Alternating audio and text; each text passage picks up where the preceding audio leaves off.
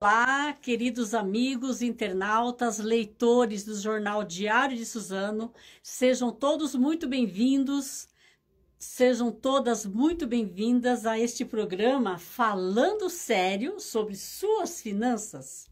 Bom, nós estamos ao vivo aqui no Instagram e também pelo canal Facebook do Diário de Suzano. Esta entrevista, esse bate-papo aqui, ele fica gravado no canal do YouTube do jornal e também no portal do jornal. E também vou replicar em todas as minhas redes sociais. Então, você caso queira rever e publicar, então é só ir lá nos todas as redes do Diário e nas minhas redes que esse programa vai estar gravado lá, tá bom? Ele tem o apoio da APOF, né? Associação de Profissionais, Orientadores e Educadores em Finanças. Bom, hoje nós estamos recebendo aqui o Dr. Rafael Duarte, que eu vou chamá-lo aqui no Instagram. Esta entrevista vai ser através do Instagram. Ele está no Rio Grande do Sul. Eu vou colocá-lo aqui em contato comigo. Vamos lá. Doutor Boa Rafael, tarde, senhora Odete. como é que está? Tudo certo? Tudo bem? Tudo Tudo bem, bom? prazer enorme estar aqui. O prazer é todo meu. Abaixa um pouquinho a sua câmera Deixa eu ver para... como é que eu posso ajustar aqui. Isto, mais um Melhor assim? pouquinho. Melhor assim. Melhor Assim, assim. tá bom? Tá excelente, Perfeito. excelente. Olha, é um grande prazer recebê-lo aqui. Estou muito feliz. Tá dando retorno aí, Regiane, tá? Tô ouvindo daqui. É que tá dando retorno aqui. É um estúdio e a gente aqui, olha, cada vez essas internets, mas a gente consegue driblar aqui, vamos que vamos. Bom, primeiramente, Exatamente. boa tarde, muito obrigada. Nós estamos honrados aqui que o senhor aceitou o nosso convite para falar desse assunto tão importante, né, doutor Rafael? Nós vamos falar hoje sobre. O senhor é especialista em direito para startups e direito sucessório, tá certo? Então, doutor Rafael, me permite apresentá-lo rapidamente? Sem dúvida. Tá, Sem dúvida, a senhora fica bem à vontade. eu tenho um currículo imenso aqui, eu vou realmente reduzir por conta de tempo, mas é assim, doutor Rafael, ele é sócio do escritório Caputo Advogados, ele é pós-graduado em Direito de Família e Sucessões, tem pós-graduação em Direito Público e Direito Negocial e Imobiliário, com ênfase em Direito Notarial e Registral, é isso mesmo? Exatamente, doutora. É membro da Comissão de Direito Sucessório da IBDFAN e membro Do IBDFAN. IBDFAN, né? Então, Uhum. membro da Comissão de Direito Sucessório do IBDFAN e membro da Comissão Especial de Direito Imobiliário, OAB, do Rio Grande do Sul. Tá? E também é membro do Instituto Brasileiro de Direito Imobiliário, IBRADIM. Tá tudo certo? Tá tudo Exatamente. certo. Bom, muito obrigada, como eu falei, assim, a gente fica muito feliz porque é um assunto que é muito requisitado, que as pessoas querem saber, né, para falar sobre planejamento financeiro, planejamento familiar e sucessório. E a gente sempre, assim, nós que damos consultorias, que estamos aí na educação financeira, no seio das famílias, a gente ouve o tempo todo, né? Conflito entre herdeiros, insegurança jurídica, assim, inclusive com risco e perdas financeiras. Então, é um assunto que eu acho que é para todo mundo, tem muitas dúvidas. E aí, eu gostaria de começar esse bate-papo. Nós vamos ter aí, doutor Rafael, uns 50 minutos, mais ou menos. É pouco tempo, porque esse assunto é um assunto muito extenso, mas vamos passar o que nós podemos aqui de informação. Bem-vindos a todos que estão nos assistindo, sejam muito bem-vindos. Eu começaria aí com uma pergunta, né? O que se entende por planejamento familiar e sucessório? O que se entende por isso? Boa tarde, senhora Odete. Eu gostaria de começar agradecendo imensamente o convite. Fico muito feliz, muito orgulhoso com o convite. Espero genuinamente poder contribuir com os espectadores do Diário de Suzano. Agradecer a oportunidade de estar aqui. E para explicar essa questão, a gente tem que entender que o planejamento familiar e o planejamento sucessório, eles andam juntos no processo de composição familiar e da transmissão do patrimônio para as próximas gerações. O Sim, planejamento sim. familiar ele é entendido como a determinação, como a cautela que a pessoa adota para determinar qual é o tipo de estrutura familiar que ela vai utilizar, Sim, em termos de união estável, simplesmente um namoro, um sim, sim. casamento, e além disso, o tipo de regime de bens que vai ser utilizado para nortear essa relação afetiva, que tem reflexos patrimoniais, Sim, porque sim. além desses reflexos patrimoniais, enquanto essas pessoas estiverem juntas, estiverem unidas matrimonialmente ou numa união estável, esse tipo de regime ele vai gerar impactos diretos também para depois da vida, porque o regime de bens também gera reflexos relevantes para fins de sucessão. Então, quando a pessoa falece enquanto está casada ou numa união estável, a depender do tipo de regime de bens, isso também vai impactar em se esse cônjuge ou companheiro vai ter direito patrimonial, vai ser herdeiro, vai ser meeiro. Então, isso são questões muito, muito relevantes. Então, basicamente, o planejamento familiar é a preocupação que a pessoa deve ter para organizar a sua vida afetiva com capacidade patrimonial para depois organizar a sua sucessão patrimonial, que aí nós fechamos o ciclo com planejamento sucessório. Não sei se a definição ficou muito clara. Senhora Odete, se tiver, pode me perguntar. Não, não, está muito clara, ficou bastante claro, sim, porque essa vida afetiva, né, tem que, pelo que entendi, são alguns passos que são feitos, né? Então, organizar a vida afetiva, porque aí a pessoa falece, a pessoa vai embora e realmente deixa aí organizado, né? Então, já vai suprir todos os problemas que essa família pode ter, né, nessa parte, né, de herança. E aí, o que que é assim? O testamento, ele é diferente de doação? Como é que é? Como é que... Me explica um pouco. O testamento e de doação, qual é a diferença? Como que se implica aí quando se faz esse planejamento aí sucessório?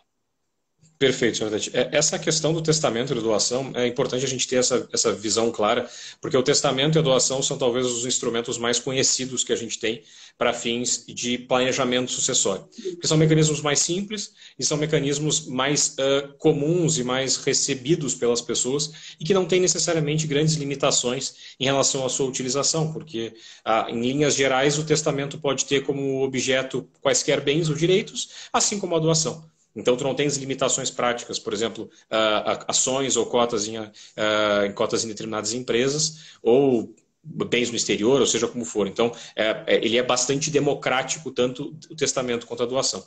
Só que a gente tem que ter clareza em relação ao principal fator distintivo entre o testamento e a doação.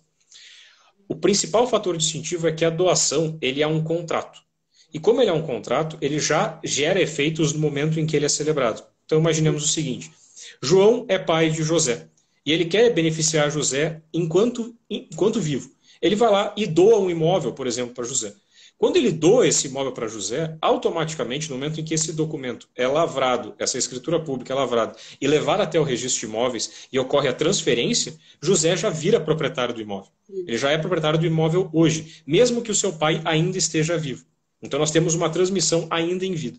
Tá? Isso é o cenário da doação. Só que o testamento ele funciona de uma forma um pouco diferente, porque o testamento ele não é um contrato, ele é considerado como um negócio jurídico unilateral. Tá, o que isso quer dizer na prática?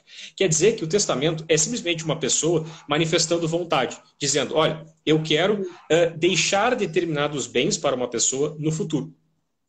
Só que, por que é no futuro? Porque o testamento ele não produz efeitos agora. A pessoa faz o testamento hoje, imaginemos que uma pessoa faz um testamento com 20 anos e ela vem a falecer com 90 anos. Durante 70 anos, esse testamento ele é válido, não tem nenhum tipo de vício, mas ele não produz nenhum efeito.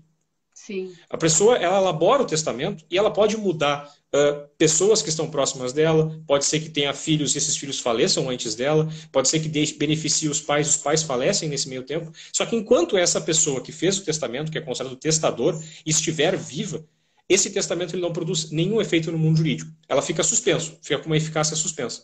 Quando a pessoa falece, a gente vai pegar esse testamento e verificar se as disposições que estão lá podem ou não produzir efeitos. Aí é um momento subsequente. Tanto que o testamento ele observa uma regra de plena revogabilidade. O que quer dizer isso na prática? Quer dizer que a pessoa ela pode fazer um testamento aos 20 anos, aí aos 22 ela vai lá e faz outro.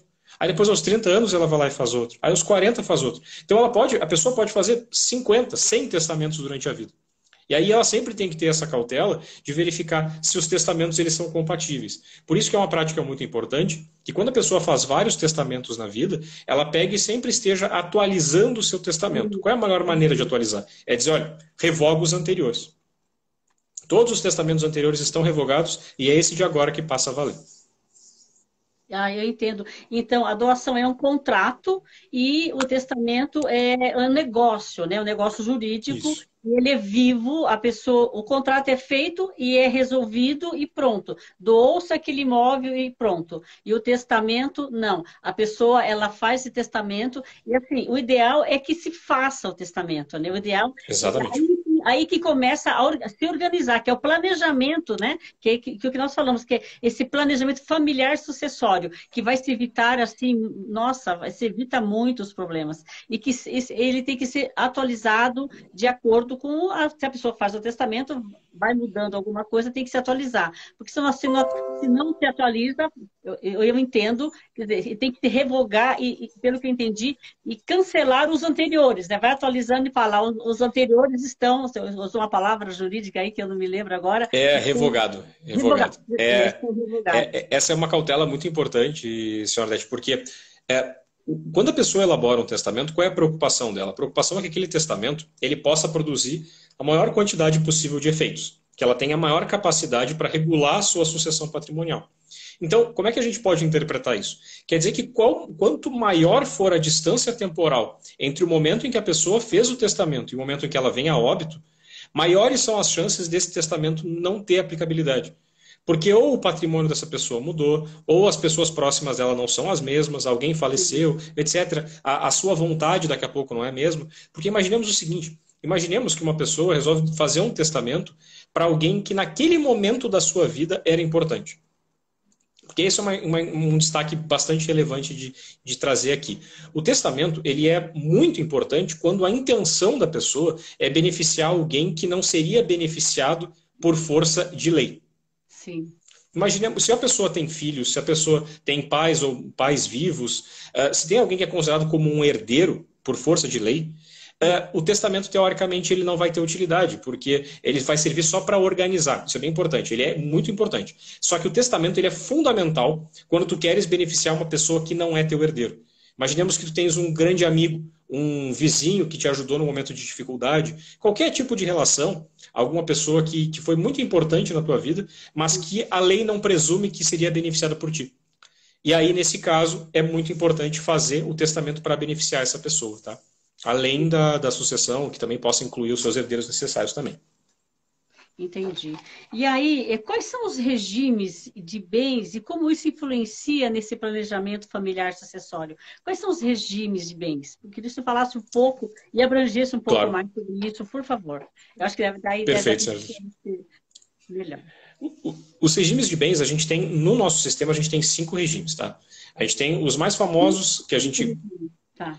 E são 5 regimes. Na verdade, são 4, mas um deles é subdividido em 2 porque as regras são diferentes. A gente tem a comunhão universal de bens, a gente tem a comunhão parcial de bens, a gente tem o regime de participação final nos aquestos, e a gente tem a separação obrigatória de bens e a separação convencional de bens. Por que eu disse que são 4, mas na verdade são 5?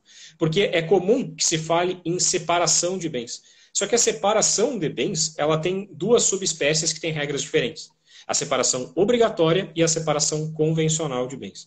A separação obrigatória, principalmente, é no caso das pessoas que têm mais de 70 anos. Tem uma pressuposição legal de que se uma pessoa tem mais de 70 anos, é uma pressuposição complicada, é um tanto quanto polêmico, bastante se debate isso, porque seria uma forma de tu limitares a capacidade de disposição patrimonial de uma pessoa com mais de 70 anos. Isso é um absurdo. Uma pessoa com mais de 70 anos está plenamente capaz, consegue organizar corretamente o seu patrimônio, decidir com quem se relacionar. Então seria uma interferência estatal um tanto quanto indevida. Mas ainda é considerado válido. Então isso limita a capacidade que a pessoa tem. Separação convencional é totalmente diferente. Separação convencional é 2 pessoas resolvem constituir a sua relação e dizem o que é teu e o que é meu é meu. A gente separa o patrimônio. Sim. Simplesmente isso. Comunhão universal. Comunhão universal é, se eu tinha bens antes do relacionamento e a minha companheira, minha esposa, tinha bens antes do casamento, a partir do momento que a gente casa, tudo vira uma coisa só. Tá? Comunhão parcial, em linhas gerais, tudo que tinha antes da relação era meu, tudo que vem durante a relação se comunica.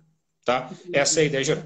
Participação final nos aquestos, eu gostaria de dizer para vocês que é uma figura absolutamente decorativa no nosso Código Civil. Eu nunca me deparei com nenhuma pessoa que utilizou, porque é um sistema, é um regime muito complexo, porque ele mistura conceitos de outros regimes. Então, na prática, ele não é utilizado. Então, o que nós temos hoje como os regimes mais utilizados? Comunhão universal, comunhão parcial, separação convencional e a separação obrigatória. Tá? Então, esses são os mecanismos. Só uma coisa que eu gostaria de trazer aqui, senhor Odete, que é importante, é que, além dessa regra de comunicação patrimonial, isso é o que dá enquanto as pessoas estiverem juntas. Por quê? Porque esse regime de bens, ele regula se há comunicação de patrimônio enquanto a relação ainda está viva. Ou seja, as pessoas não se divorciaram e nenhum deles faleceu. Só que, além disso, o regime de bens ele também determina as regras para fins de sucessão patrimonial. Ou seja, o que acontece se algum dos cônjuges ou companheiros venha a falecer. Por exemplo, no caso da comunhão universal de bens, como tudo se comunica, quando um cônjuge falece, o outro não é herdeiro. Ele só tem direito a 50% do patrimônio todo a título de meação. Na comunhão parcial, a regra é um pouco parecida.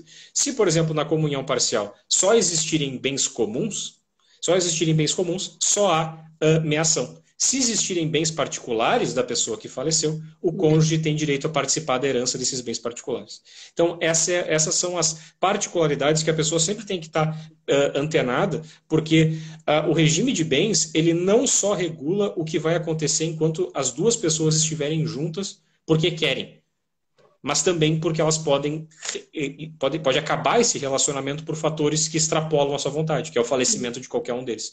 E isso pode impactar, inclusive, herdeiros de qualquer um dos cônjuges. Então, a pessoa tem que ter essa preocupação, principalmente no caso de segundo relacionamento, sabe, senhora Tete? Quando a pessoa termina um relacionamento, começa um novo relacionamento, mas ela não quer que essa nova relação prejudique os seus herdeiros. Então, isso também é uma questão importante de se regular. E isso é muito comum hoje, pessoas com uma relação, né, separadas, é muito comum.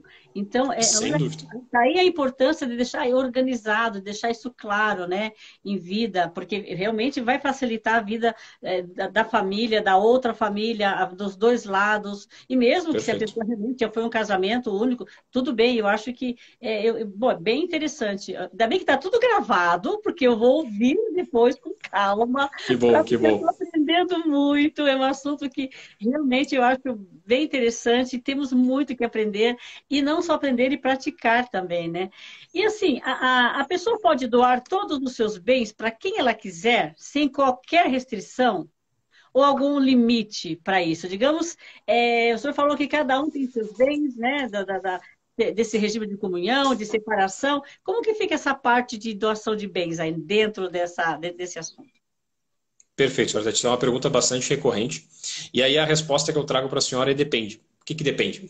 Nós temos uma figura muito relevante no nosso sistema, que é a figura dos herdeiros necessários. Quem são os herdeiros necessários? São os ascendentes, descendentes e cônjuge. Há discussão se o companheiro entra aqui, mas eu não quero entrar nessa discussão porque fica para um segundo momento. Mas em linhas gerais são isso. Ascendentes é o quê? Pai, mãe, avô, se estiver vivo, avó, se estiver vivo, descendentes, filhos, netos, daqui em diante. Tá? Essa é a ideia. E cônjuge, obviamente, é o esposo, esposa, a pessoa que se compartilha dessa vida em comum. Se a pessoa tiver qualquer um desses vivos no momento em que ela resolve fazer uma doação ou fazer um testamento, a gente tem uma limitação legal que é a chamada legítima. O que quer dizer legítima? Legítima é o direito que todas essas pessoas que são qualificadas como herdeiros necessários têm sobre metade do patrimônio da pessoa que for fazer um testamento ou doar. Então, o que nós temos? Nós temos a pessoa que tem herdeiros necessários, a gente precisa pegar todo o patrimônio dela e fazer uma divisão ao meio. Metade desse patrimônio vai ser considerado como parte disponível e a outra metade é chamada de legítima. Legítima por quê? Porque ela já é legitimamente assegurada para os herdeiros necessários por força de lei e por força constitucional. A Constituição garante o direito à herança aos herdeiros necessários. O outro 50% é considerado parte disponível, por quê? Porque o próprio nome já indica. A pessoa pode fazer o que ela quiser com esse patrimônio. Tá? Então a pessoa, ela tem essa parte disponível, se ela tem esses herdeiros necessários, ela pode fazer testamento, ela pode fazer doação, pode fazer partilha em vida em relação a esses bens, esses 50%, para quem elas quiserem. Então o que quer dizer com para quem elas quiserem? Esse 50% da parte disponível pode ser destinado tanto para um herdeiro necessário, quanto para uma pessoa que não é herdeiro necessário. Se for realizado para um herdeiro necessário, a gente tem uma mudança em como que vai ser realizada a divisão. Vamos fazer uma divisão simples, porque facilita para o advogado que não entende de números, né? Então facilitar a nossa vida. Imaginemos que a pessoa tem 2 filhos vivos, não é casada, ela só tem 2 filhos. Ou seja, o patrimônio dela seria 50% para cada um dos filhos e acabou. Só que essa pessoa tem um afeto mais significativo por um dos filhos, que daqui a pouco abriu mão de uma oportunidade de emprego em uma outra cidade, abriu mão de uma constituição, de uma vida em outra cidade, e ficou naquele lugar para cuidar do seu pai. E aí, por conta disso, o pai resolve beneficiar esse filho que ficou cuidando dele. O que ele vai fazer? Ele resolve pegar e fazer um testamento ou uma doação de toda a sua parte disponível para o filho A, que é esse filho que cuidou. Na prática, o que vai acontecer? Esse filho, ele vai ter direito a 50% da legítima e a integralidade da parte disponível. Em termos aritméticos, o que a gente tem? A gente vai ter 50%, que é toda a parte disponível, mais 25%. O outro 25%, que é a metade da legítima, vai para o filho B.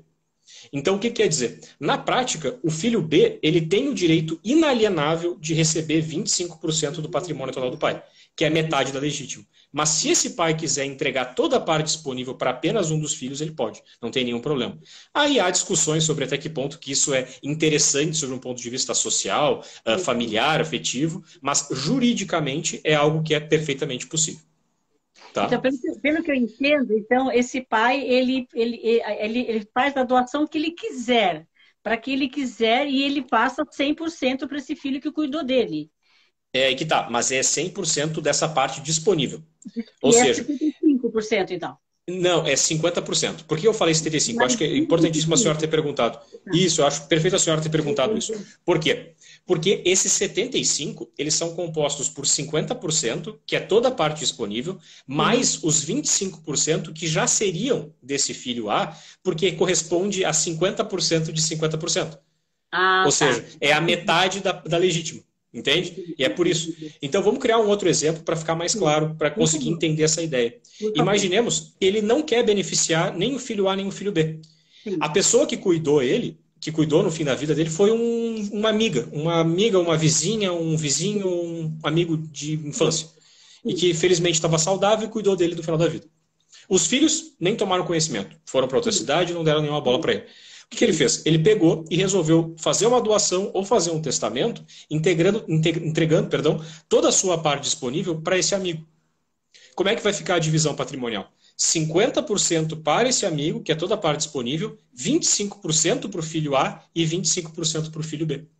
Por quê? Porque o filho A e o filho B têm esse direito pelo menos de 50% sobre a legítima.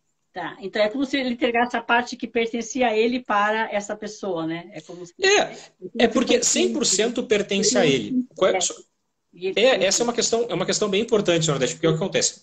Não quer dizer que ele perca a disponibilidade do seu patrimônio, tá? Ele pode fazer o que ele quiser. Só que ele tem limitações em relação a testamento e doação. Por que isso é importante? Imaginemos o seguinte, imaginemos que a pessoa tem 5 imóveis e ele tem 5 filhos. Ele só poderia dispor de 2,5 imóveis? Não. Ele pode dispor da integralidade. O que ele não pode fazer é dispor gratuitamente desses bens. Porque tanto o testamento quanto a doação, eles são desinteressados. Eu não tenho nenhuma contraprestação naquilo. Então, quer dizer, na prática, é que se a pessoa tem 5 imóveis e ela está viva plenamente, um pleno exercício das suas capacidades civis, e tem herdeiros, independentemente, ele pode tranquilamente vender os 5 imóveis. Ele pode vender os 5 imóveis, trocar por dinheiro, investir em ações, botar em títulos públicos, fazer o que quiser. Abrir uma empresa, tudo faz. Não, passear. Exatamente. Tempo, né? Pode curtir, se quiser acabar com todo o patrimônio, pode. Só existe o risco da configuração de prodigalidade, que pode ser configurado porque a pessoa está jogando dinheiro fora. Mas a verdade é que o patrimônio é da pessoa. O patrimônio não é dos herdeiros. O que ela não pode fazer é doar ou testar de uma forma que extrapole a parte legítima dos herdeiros. Mas se ele quiser vender, quiser organizar de outra forma, ele pode. Entendo. É bem interessante porque ficou bem claro agora. Eu tenho uma pergunta aqui que me chegou, que é o seguinte: aqueles casais que têm união estável, né? O que se recomenda quando se pensa nessa sucessão patrimonial? Sabe? Então, só falando no começo, um pouco, só dar uma reforçada. Então, o casal que tem união estável, o que se recomenda? Perfeito, Claudete. Né? Tá. A união estável, ela passou por uma decisão recente muito importante, que foi a declaração de inconstitucionalidade do artigo 1790 do Código Civil. Trazendo em miúdos, o que isso quer dizer? Originalmente, o nosso Código Civil, ele estabelecia regras de direito sucessório diferentes para o cônjuge e para o companheiro. Criava uma confusão. Porque às vezes a pessoa estava numa união estável, ela tinha mais direitos em alguma situação e em outros menos direitos que o cônjuge. Como o nosso sistema privilegia essa multiplicidade de composições familiares, se entendeu no STF que não fazia sentido a gente ter regras diferentes. Então se declarou inconstitucional o artigo do Código Civil que estabelecia regras sucessórias diferentes para o companheiro. O que significa na prática? O que significa que hoje, se uma pessoa falece vivendo em um casamento ou numa união estável, esse cônjuge ou companheiro vão ter os mesmos direitos, independentemente do tipo de regime de bens, independentemente do tipo de entidade familiar que está constituída, ou um casamento, ou uma união estável. Por que eu corrijo o meu erro aqui? Que é em relação ao regime de bens. Por quê? Porque a união estável também comporta a regulamentação do regime de bens.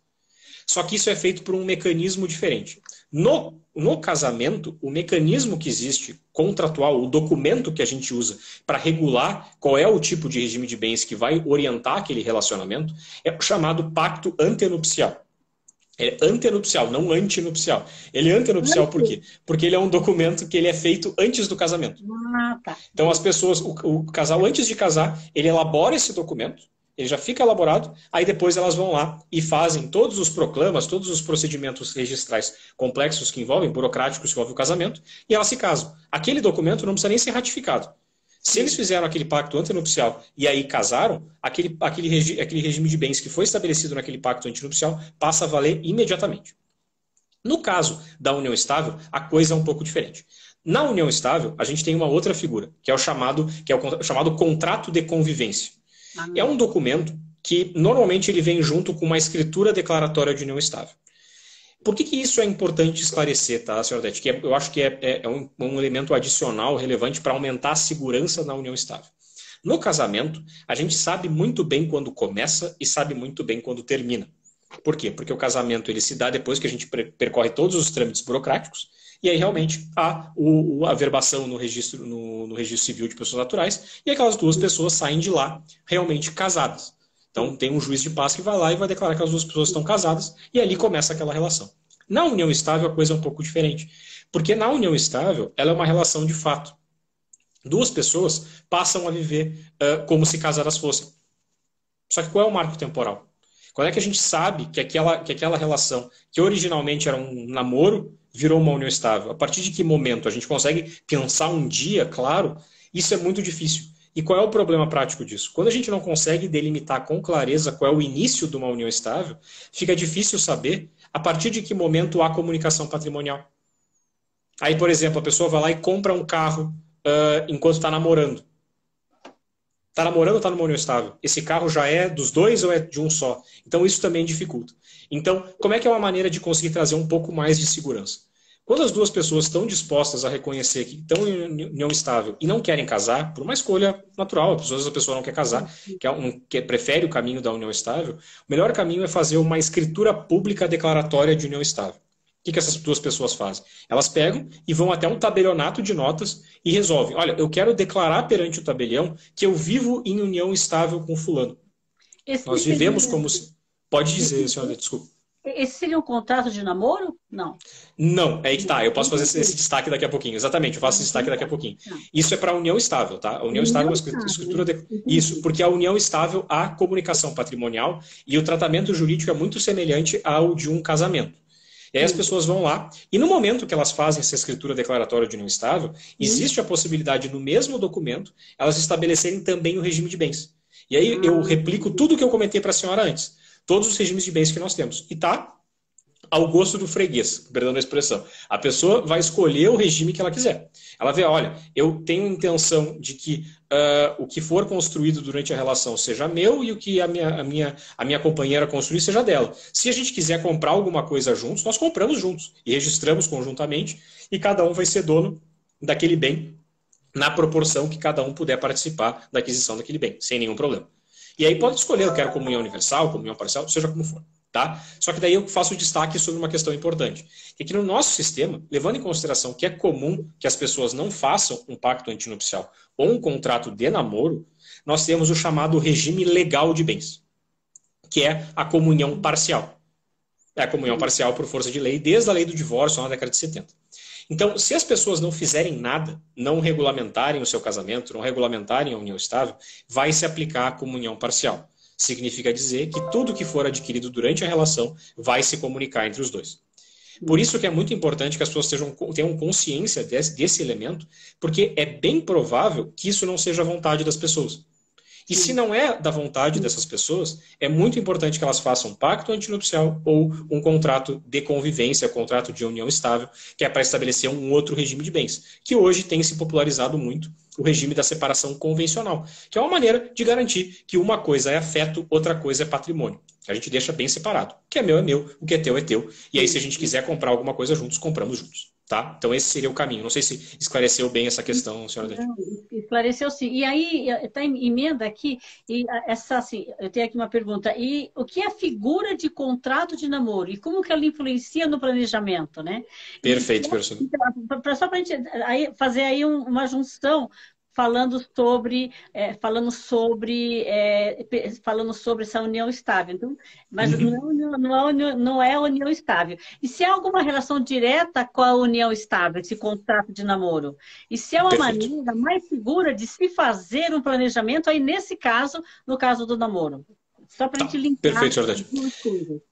Essa é uma questão bem importante. E o contrato de namoro, ele ainda tem um pouco de controvérsia na doutrina. Por quê?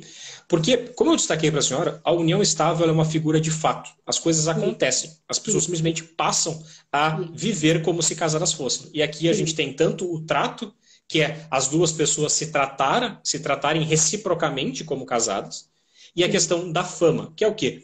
Terceiros verem esse casal como um casal. Não verem como namorados, eles se veem como casados. É muito comum que a pessoa fale, vou sair com a minha esposa hoje. Eles não são casados. Sim. Esse tipo de manifestação é muito comum. Por quê? Porque as pessoas elas se sentem que são casadas. Elas só não querem passar por todo o trâmite burocrático de ter que fazer um casamento. Mas elas vivem como se casadas fossem. E aí isso consolida uma união estável. Sim, entendi. Diante disso, e diante do fato de que muitas vezes, quando acaba um relacionamento, que muitas vezes pode ser um namoro ou uma união estável nessa área, nessa zona gris, é muito comum que com o fim do relacionamento, um dos dois resolva reconhecer uma união estável que não foi reconhecida durante a relação. E aí ela vai trazer provas, vai dizer que, olha, as pessoas me percebiam como casado. Para quê? Por uma questão de comunicação patrimonial. Então ela diz, olha, eu quero reconhecer essa união estável para ter direito a bens que não estão registrados no meu nome. Às vezes o casal estava numa união estável, mas não reconhecida, e foi adquirido um imóvel, mas foi registrado apenas no nome do homem, por exemplo. Essa mulher vai querer entrar judicialmente, vai querer buscar judicialmente o reconhecimento dessa união estável para que ela tenha direito a receber 50% desse imóvel. É um direito que ela tem. E aí, por conta disso, se construiu a figura do contrato de namoro. Que seria o quê? Seria para evitar discussões sobre se há ou não uma união estável.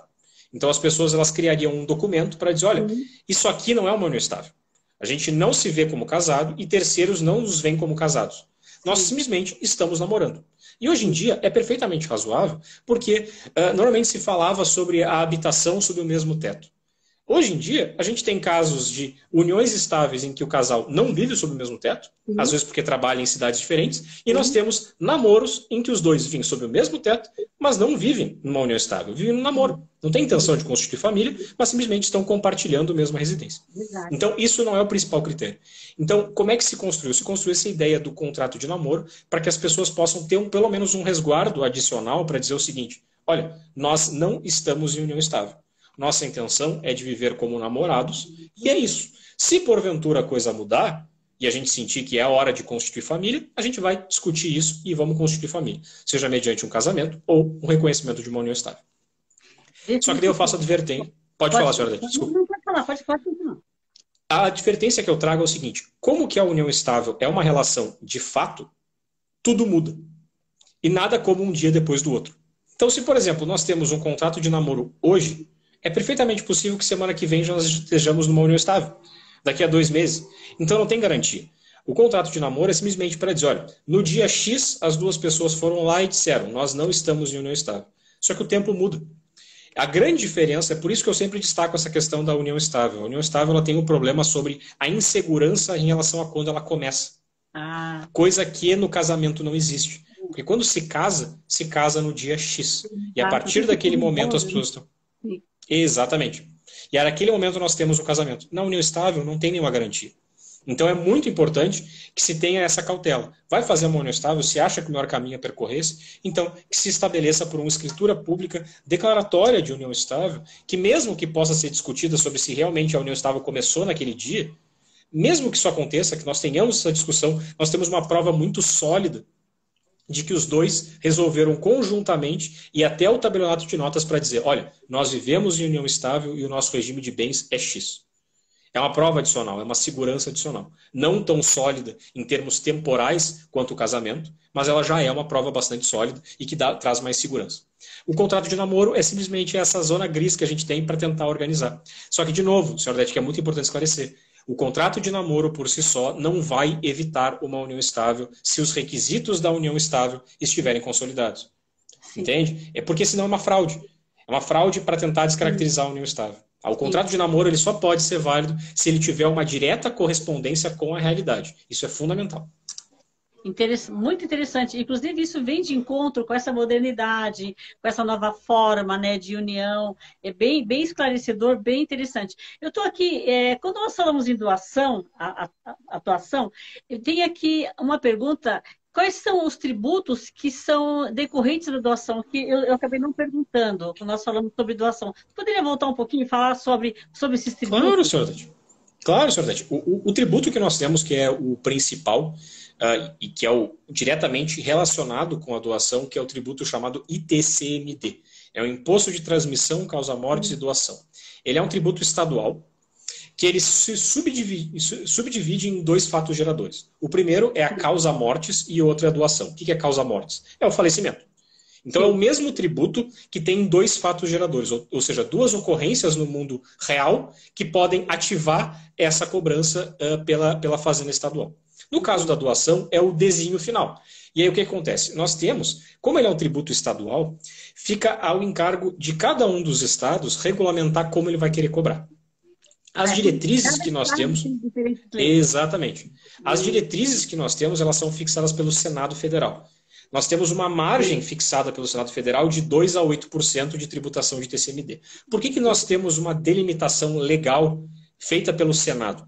Porque é para evitar a constituição do que se chama de guerra fiscal. Ou seja, evitar que um Estado resolva pegar e cobrar 0,5% para fazer com que todas as doações sejam realizadas no seu Estado. Para evitar essa competição quase canibal entre Estados, o Senado limita a margem de discricionariedade que cada Estado tem. Então, nós vamos de 2% a 8%. Eu vou trazer uma comparação simples, que eu acho que é importante, levando em consideração que nós estamos aqui falando sobre o Diário de Suzano e eu estou no Rio Grande do Sul. Então, vamos fazer uma comparação com os 2 estados. Em São Paulo, nós temos, a título de TCMD, uma alíquota única de 4%. Tá? A alíquota única de 4%, causa mortes, doação, alíquota única. No Rio Grande do Sul, a gente tem uma outra regra. A gente tem faixas de isenção, que também tem aí também tem em São Paulo, mas nós temos 2 faixinhas diferentes entre doação e causa mortes. A sucessão causa-mortes, ela vai de 3 a 6%. Na real, de 0 a 6%, porque tem uma faixa de isenção. No caso da doação, a gente vai de 3 a 4%. Só que não tem faixa de isenção aqui. E isso é uma diferença muito interessante, porque em São Paulo tem. São Paulo tem um limite que é aproximadamente uns 75 mil reais, 80 mil reais por ano, em que há uma faixa de isenção para doações.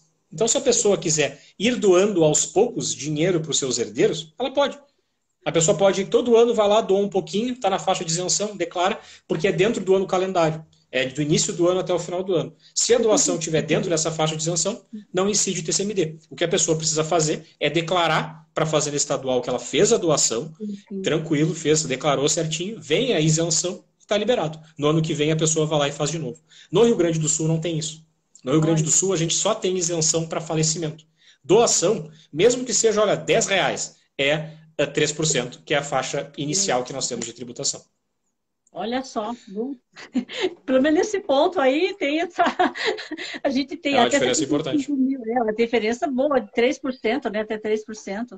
Exatamente. E eu tenho uma pergunta aqui: o testamento substitui o inventário? Essa é uma pergunta bastante recorrente, senhora Dete. Eu falei, puxa vida, agora estou com uma pessoa que é grande expertise, então, mas explica pra gente. E isso é uma questão muito importante e é muito comum que as pessoas achem que o testamento substitui o inventário e isso está equivocado. Não substitui. Não, por quê? Não, por quê? Porque o testamento, primeiro o testamento, ele pode regulamentar parte do patrimônio e ele pode não regulamentar nada de patrimônio. Por quê? O testamento, ele pode ter, por exemplo, disposições afetivas ou disposições extrapatrimoniais. Por exemplo, a pessoa pode fazer um testamento para reconhecer um filho. A pessoa pode fazer um testamento para determinar como que ela quer que sejam os ritos funerários. Eu quero que o meu velório seja feito na capela tal, que eu utilize o terno tal. A pessoa pode colocar o que quiser, a roupa tal, a pessoa pode colocar no testamento, isso sem nenhum problema. E aí, nesse caso, se essa pessoa colocou o reconhecimento de filho e colocou essas disposições sobre os ritos funerários, ela ainda tem todo o seu resto do patrimônio dentro para ser regulamentado. E a maneira como vai ser organizada a transmissão de todo esse patrimônio para os seus herdeiros vai ter que ser feito no corpo do inventário. Entendo. Uma ação de inventário ou um inventário extrajudicial. Entendo. Então, mesmo que a gente tenha um testamento, ainda tem muita coisa que tem que ser estruturada, tem que ser organizada. Se a gente tiver um testamento muito robusto, muito completo, que regulamente absolutamente tudo, ainda assim a gente vai precisar de um procedimento seguinte, que é um procedimento adicional. Então aqui vai uma informação que é relevante, senhora Odete, que eu acho que vai acabar surpreendendo as pessoas. Quando a gente tem um testamento, na verdade a gente não vai ter menos um procedimento, a gente vai ter um a mais. Por quê? Porque o testamento ele exige uma ação específica, que é a ação de registro de testamento. Basicamente é o quê? É pegar esse testamento, que pode ser um testamento particular, um testamento público, um testamento cerrado, mas o principal é o testamento público, que é o mais seguro de todos. E essa pessoa pega, os herdeiros, qualquer um dos herdeiros, qualquer pessoa interessada, ela pega esse testamento e entra com uma ação judicial para que seja reconhecido que aquele testamento está ok. Sim. O juiz vai fazer uma análise de validade e de preenchimento de todos os requisitos formais e ele vai dizer, tá ótimo, esse testamento está funcionando, está perfeito, preencheu todas as exigências legais e pode estabelecer. Depois de ser feito isso, esse testamento pode ser levado para realizar uma escritura pública de inventário ou fazer um inventário judicial. Mas essa ação antecipada precisa ser feita. Porque é basicamente dar uma chancela para dizer que o testamento está regularizado, está ok, e ele pode servir para organizar a sucessão patrimonial. Nossa, é interessante. Olha, eu estou aprendendo muito e, sinceramente, que bom. Eu penso que temos que marcar mais uma live ou duas, porque é tantas perguntas e realmente... Esse é um prazer. Não, e assim, o assunto ele é complexo, mas o senhor está falando de uma forma que está esclarecedora. Eu acho isso muito importante. Eu tenho aqui uma outra pergunta sobre o que se entende por herança digital. E, aliás, hoje se fala muito esse mundo digital, tudo é digital. O que se entende por herança digital? Explica para nós. Herança digital é um conceito relativamente recente. E aí o que a gente tem que entender é o seguinte. Herança digital é basicamente tudo que tu tens que se encontra num meio digital que integra tanto o aspecto patrimonial quanto afetivo de uma pessoa. O que a gente pode... É afetivo? Exatamente. Isso é uma questão interessante. Nós temos tanto a herança digital afetiva quanto a herança digital patrimonial. Por exemplo, um perfil numa rede social é uma herança digital. Uma conta no YouTube é uma herança digital. Só que daí como é que a gente começa a ter alguns complicadores? Imaginemos um perfil no YouTube, uma conta no YouTube de um influencer que tem 10 milhões, 20 milhões, 30 milhões de inscritos. Ele é, teoricamente, uma herança afetiva, porque é um perfil na rede social, só que ele é um perfil na rede social com caráter afetivo, mas que também tem a capacidade de monetização. Ele também tem efeito patrimonial. Porque um perfil desses tem milhares, milhões de visualizações, que pode gerar naturalmente um retorno financeiro relevante. E isso também vai ter reflexos patrimoniais. Qual é o problema que nós temos hoje no nosso sistema? Nós não temos uma lei que regulamenta a herança digital, seja ela afetiva ou patrimonial. Então, nesse cenário, o instrumento mais relevante que nós temos hoje para regulamentar a herança digital é o testamento. Porque o testamento a pessoa vai conseguir estabelecer tudo o que ela quer sobre o que vai acontecer com suas redes sociais. Por exemplo, se a pessoa tem criptoativos, a pessoa investiu em Bitcoin. Sim. Nós temos um problema prático no Brasil que fica difícil de fazer essa regulamentação sobre quem vai ficar com os criptoativos. Porque não está sediado numa base central, nós não temos é um sistema descentralizado que não está vinculado com uma entidade para quem se manda um ofício para que esses valores sejam liberados. Então é preciso que isso seja migrado para os seus sucessores, caso contrário essa conta morre. Então nós temos diversos problemas que são originários dos reflexos da modernidade que mudam o perfil de composição patrimonial. Hoje tem pessoas que são milionários de bitcoins. Sim. Bem, como é que faz? Como é que funciona a sucessão desse patrimônio? Então são questões complicadoras. Mas é basicamente isso. Eu só gostaria de fazer um destaque sobre uma coisa bem bacana sobre a herança digital, que é a destinação das contas, dos perfis em redes sociais como Instagram, Facebook, Twitter, a própria conta do Google, que todos eles têm regras internas dentro dos seus termos de uso e regulamentações sobre como que as pessoas podem estabelecer, que é entregando para o usuário o que ele pode fazer com essas contas caso ele venha a falecer. E aí, então, por exemplo, a gente nem lê nada. Exatamente. A gente concorda com tudo, nem lê nada ali. Porque tem esse recurso, só que a pessoa ela talvez não precise utilizar, mas a pessoa deveria utilizar. Porque é interessante. Tem maneiras de, por exemplo, a pessoa criar um memorial. A pessoa pode escolher fazer com que o seu perfil permaneça ativo nas redes sociais e vire um memorial. Para que familiares, amigos mandem depoimentos, mandem mensagens, apareçam fotos quando a pessoa ainda estava viva, etc., para conseguir cultivar a memória da pessoa que faleceu. Também existe possibilidade da pessoa pegar e destinar essa conta para determinadas pessoas. Então, ela dá dados de alguma pessoa que ela vai querer que seja o seu sucessor naquela conta. Então, há diversos mecanismos além do testamento. Só que, obviamente, como são situações que são muito diversificadas e cada rede vai ter as suas regras, às vezes o testamento é uma alternativa interessante para regulamentar o que vai acontecer de uma forma mais abrangente. Então, originalmente a pessoa fazia um testamento para dizer com quem que fica o carro, com quem que fica a casa, com quem que fica a conta bancária. Agora a gente vai ter essas três coisas e para dizer, olha, a minha conta do YouTube fica com fulano, a minha conta no Twitter fica com o Beltrano e assim vai. E tem contas que monetiza muito, né? Demais. Nossa, hoje tem pessoas que vivem, aliás, muita gente vive só disso e ganha muito bem, né? É fantástico, nossa, é fantástico essa parte aí essa explicação da herança digital, que realmente é uma novidade, assim. Eu tenho uma pergunta aqui, a pessoa está perguntando o seguinte, deixa eu ver se eu consigo saber o nome da pessoa aqui. Eu acho que é Lau.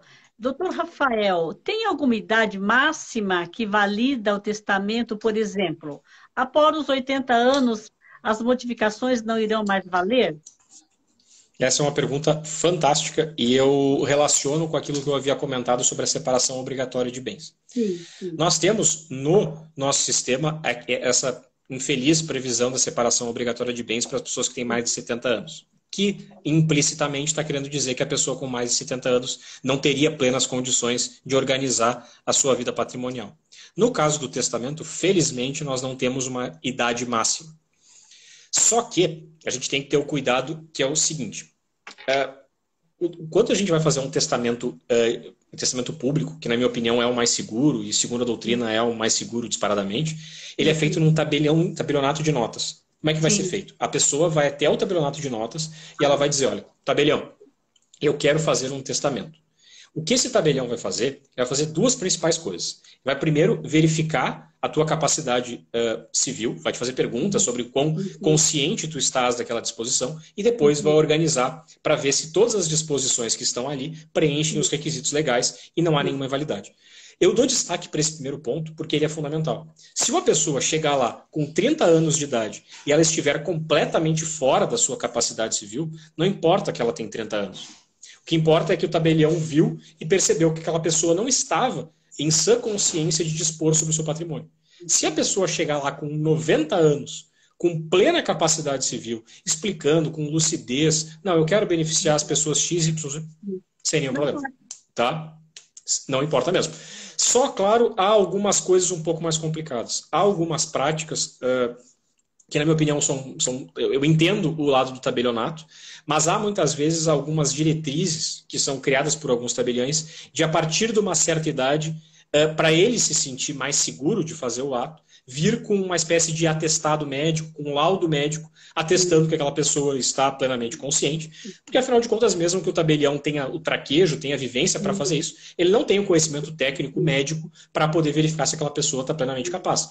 Mas eu entendo o resguardo, mas muitas vezes é uma pressuposição de incapacidade civil, que eu acho moralmente reprimendável.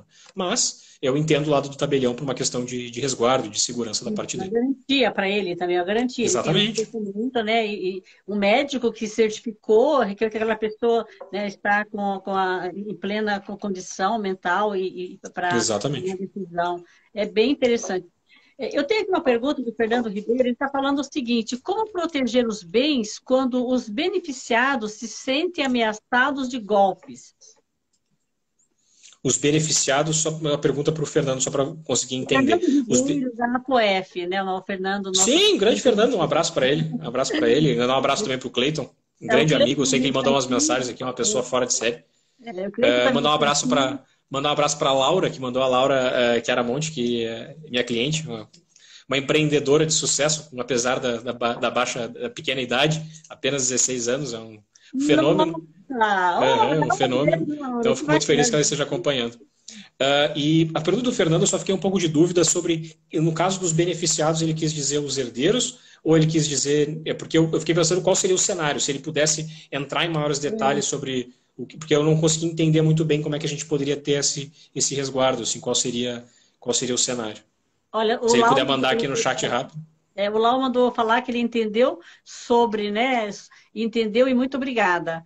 Fernando, se você está nos assistindo, você, por favor, realmente mande aqui ainda essa... Porque para responder precisa de mais dados, né? Enquanto isso... Pode falar, senhora. Enquanto isso, eu tenho uma outra pergunta aqui.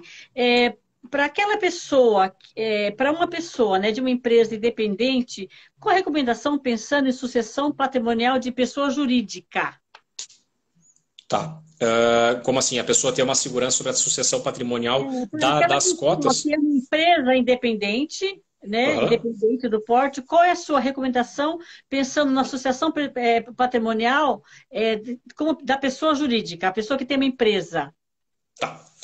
Isso é uma questão importante de esclarecer, senhora Leti, que é o seguinte. Isso é muito relevante no caso, principalmente da holding. Tá? Quando a pessoa, por exemplo, é um casal e ele, durante muitos anos, constituiu um patrimônio bacana, imobiliário, tem 8, 10 imóveis, e ele resolve pegar e transferir esses bens para a pessoa jurídica. Ele constitui uma holding, que é uma pessoa jurídica específica, uma holding familiar, e migra todos esses bens para a holding. Quando isso acontece, há uma migração da característica do patrimônio desse casal que são o pai e a mãe da família, né? Sim, sim. Até aquele momento, eles eram donos de imóveis. Quando eles migram todo esse patrimônio para a sociedade, aqueles imóveis passam a ser da sociedade. Então, eles não têm mais imóveis. E o que eles passam a ter em troca? Eles passam a ter cotas ou ações. Eles passam a ter participação sobre a sociedade. Então, quando a pessoa falece, tendo uma sociedade, ou seja, ela é proprietária de cotas ou ações de uma sociedade, a transferência patrimonial para os herdeiros não ocorre sobre os imóveis, ela ocorre sobre as cotas ou ações. E isso é um elemento facilitador. Por quê? Porque na prática, tu não vais ter que fazer alteração de registro de imóveis, avaliação individualizada de cada um dos imóveis, isso não é feito. É feita a avaliação da sociedade. Tu vai analisar o valor patrimonial daquela sociedade, exatamente, para a transmissão dos herdeiros. E aí os herdeiros, eles não vão receber imóveis, eles vão receber as cotas ou ações. Porque a partir do momento que há integralização, aqueles imóveis não são mais de nenhuma pessoa física, é da empresa. E aquela empresa, teoricamente, vai se perpetuar. Pode durar 10, 20, 30 gerações, independentemente. E os herdeiros têm as cotas desse holding, né? Exatamente, é bem isso. Bem interessante. Bom, nós estamos indo para o final, mas vamos responder aqui a pergunta do Fernando. Ele fala que seria os filhos. Tá, seriam os filhos, tá. O mecanismo, então, de evitar fraudes. Uma coisa muito importante, eu não sei se isso vai resolver a pergunta do Fernando, mas é um mecanismo bem bacana, que são as chamadas cláusulas restritivas. E aqui, quando eu coloco fraude, eu coloco em sentido amplo, tá? É muito comum, inclusive no caso das holdings, que nós façamos doações de cotas com cláusulas restritivas. Cláusula de incomunicabilidade, inalienabilidade e impenhorabilidade. Além disso, eu destaco também a cláusula de reversão. É possível que um pai resolva doar um imóvel para um filho. Aí ele doa esse imóvel para o filho e coloca uma cláusula de inalienabilidade que congloba todos. E além disso, ele coloca uma cláusula de reversão. O que é a cláusula de inalienabilidade? A inalienabilidade quer dizer que ele não pode alienar esse imóvel não se comunica com o cônjuge ou companheiro desse filho que recebeu, e ele também não pode ser, em regra, penhorado por credores. Principais regras. Então, assim, tu consegue garantir que o único beneficiário desse bem vai ser o filho, que não vai poder dilapidar o patrimônio e não vai se comunicar com o cônjuge ou companheiro, que daqui a pouco o pai tem uma preocupação que a pessoa esteja se relacionando com o filho por um interesse patrimonial, por uma questão que não seja interessada num aspecto afetivo. Então, assim, tu protege. E aí nós temos uma proteção adicional, que também acho que vai satisfazer a pergunta do Fernando, que é a cláusula de reversão. O que quer dizer a cláusula de reversão? Quer dizer que quando o doador ele beneficia um donatário, que pode ser um filho, seja quem for, ele pode estabelecer uma cláusula de reversão que consiste na possibilidade de, se porventura o donatário, que é a pessoa que recebe o bem, falecer antes do doador, que é quem entregou o bem, esse bem retorna para o patrimônio do doador. Interessante. Então, como é que tu resolve isso? Mesmo que nós tenhamos uma cláusula de incomunicabilidade, como eu destaquei para a senhora lá atrás, a incomunicabilidade ela impede que o cônjuge ou companheiro seja meio daquele bem. Ou seja, pelo regime de bens, durante a relação, ele não tem direitos. Mas como eu destaquei para a senhora, o cônjuge ele pode ser herdeiro. Então, se a pessoa falece, ele não tem direito sobre o bem. Mas ele vai passar a ter direito sobre o bem na condição de herdeiro. E aí ele vai concorrer junto com os filhos.